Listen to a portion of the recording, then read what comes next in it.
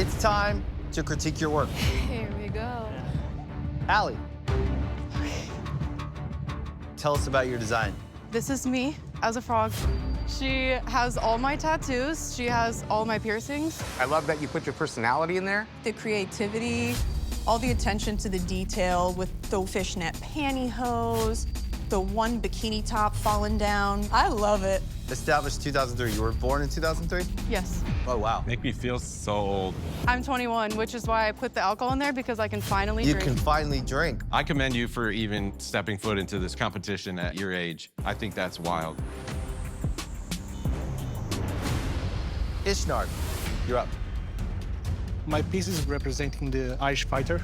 I choose a girl to represent my mom and my granny who raised me. I love that you represented your family in it like that and portray a woman so powerful and strong. I love the blood on the hands, but one hand is a little bigger than the other and it throws me off a little bit. But pulling this out of your mind, you definitely have drawing under your belt. Thank you. Kyra. I did an Asian dragon. Also, I added the maple leaves to represent Vancouver, Canada, where I was born and raised. Overall, it has a cool vibe to it. It has style to it. I don't like that there's a lot of negatives around the head, around the leaves. Wherever you put negative space, you're putting it on a separate plane. So having that negative space around that front leaf and claw is successful, but all of the other negative space puts the rest on that same plane, and it flattens it out and makes it a lot less impactful. Sherry. This is a bakunawa. It is a Filipino moon-eating dragon. What were you doing in the background? I was thinking like the circles would represent the moon. The moon doesn't really scream like a moon.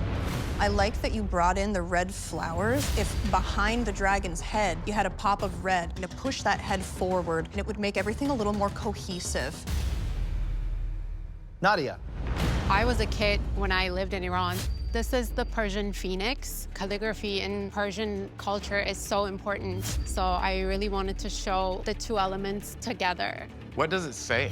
Love and life, because the phoenix is symbolizing life. It's something I've never seen, but I would have loved to see the head a little bit tilted up, a little bit more power in it, like rising. I wish that you leaned into this awesome idea that you had with bringing the calligraphy in, but I think you could have translated that in a more creative way. I think it's just kind of boring. I fully disagree. What? You should have said that about the dragon. In my opinion, I mean, the way it looks like calligraphy instead of a tail, it changed the drawing for me. I love it. Luca.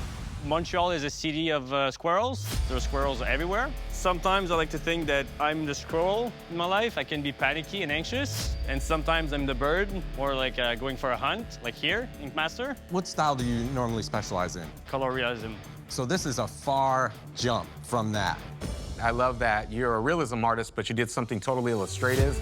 I love the perspective. You spent a lot of time on the acorn, and it's amazing. But you probably could have spent more time on the bird. The bird, to me, isn't a character in the scene. But great drawing.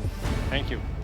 Seth. I wanted to do a bird of prey, symbolizing that tenacity of the people of Pittsburgh. That is the sweetest little bird of prey I've ever seen. A lot of the piece is very stuffed in there. Where's that claw coming from? It looks very just like placed there. Don't be afraid to let loose and give it some more movement. I'm gonna take everything that you said and apply 100% of it. He's doing the Ink Master talk. Boucher. I designed a reborn Rose from the concrete because the 1921 race riot in Tulsa, Oklahoma was a massacre. The black community was attacked. And now every business there has been rebuilt and is all black owned. If you're going to come with that backstory, that's so important and heavy and strong, the art has to be as strong. And then we look at this very basic drawing. It doesn't back that story up. If you come with a rose on Ink Master, it's gotta be the best fucking rose that I've ever seen in my life. This ain't it. Y'all tore me a new asshole, but it's cool. I'm gonna go so much harder now. It's time to turn up. It's time to turn up. Mike. I'm known for my black and gray realism. I know you guys are tired of roses. It's not that I'm tired of roses, it's that they have to tell some sort of story other than just being a rose. I like how you brought in your signature cowboy hat, but the rose isn't gonna be the same size as the cowboy hat, and it makes the cowboy hat look like the doll hat. Where you missed it is in the composition. Matt. So I'm from Melbourne, Australia. Reopened my dad's first tattoo shop. It represents the rebirth of our family shop. The head is really successful. It's drawn really well. The tails get a little lost for me. They're kind of randomly going everywhere. Having the feathers like this is a classic move. I went straight traditional. The problem is that the tail feathers are almost like coming back and whipping back forward, like there's a gust of wind that blew its skirt up or something. They should be going in the same flow in the direction as everything else is moving. I'm on the other side of the fence from Ryan. With traditional Japanese imagery, I think even if it's weird and wonky and things don't seem right, that adds to the piece itself. Going back to Ryan's comment, there's a thing in Japanese art which is perfection's in the imperfection, and they push the limits of quirkiness and weirdness right to the brink. I mean, I love that you're trying to give me an explanation and teach me about quirkiness. I'm telling you what I'm seeing. You're gonna take the information, and you can do whatever you want with it. You can throw it in the trash on the way out. I don't give a shit. I'm gonna judge what I see in front of me. Emily. I now live in North Dakota. It's miles and miles of sunflowers. I wanted to do a Mother Nature because I am a mother of 2 boys. I love the big hair, the hoop earrings, and I love that you added your state into it too with the flower. But the neck is a little short. Her chest is really close to where the clavicle would be, and so I would have liked to see that extended. It would have made her a little bit more attractive. But overall, one color of marker on a whiteboard, I think you achieved something really impressive. Okay, thank you. Tennille. I tried to represent me growing up and Australia in the way that I was raised. Our castle is our home, and that's why I placed it at the heart. The city and the heart are beautiful. I think you missed an opportunity with the face, doing something as interesting as the heart.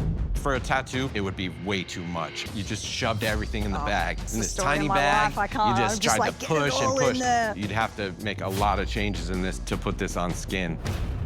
Keahi.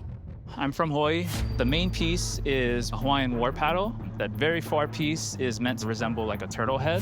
In Hawaiian, we have a really strong connection to home. Turtles kind of represent that. I love the finger waves, the turtle. You see it right away. I knew it was a turtle before you even said it. This is a tattoo ready to roll. Mahalo. Tyler. I ran away from home from a pretty dark past. And when I got off the plane in Orlando, there was a woman that had a mandala tattooed over her eye.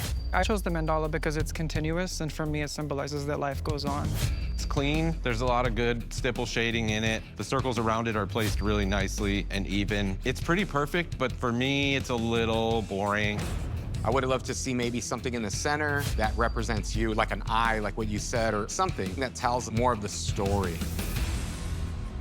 OJ. I'm born and raised in New Jersey, so what I decided to go with was cornucopia to represent New Jersey as the Garden State. How many times have you drawn a cornucopia? Not many times. For a reason, though, Yeah. right? Who wants a fucking cornucopia? All right, here we go. This image is 70% a strange brown blob. The proportions of that fruit are super off. The bananas are way too small. The pineapple looks shoved in there. Maybe a cornucopia does represent you, but I don't actually think it does. I don't see a person who loves drawing cornucopias here. Straight up. I think you missed. Oh, Jay. Should have done some fucking orange juice, mate.